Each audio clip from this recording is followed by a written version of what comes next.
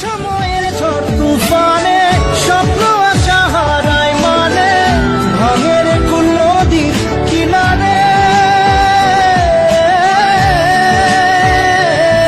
High যায় না ভোলা তবু তাকে চাইবেন সে সুখে থাকে সইবে গিয়া একাই ব্যথারে ও বন্ধু রে।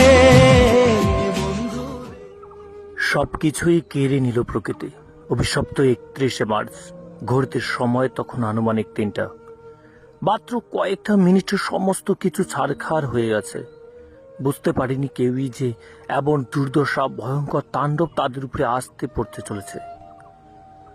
তার ফলস্বরূপ কেউ হারিয়েছেন তার নিজের জীবনের থেকেও প্রিয়, অত্যন্ত আদরের শিশুকে, কেউ হারিয়েছেন তার বাবাকে, কেউ হারিয়েছেন আবার মেয়েকে, আবার কেউ তার মাকে।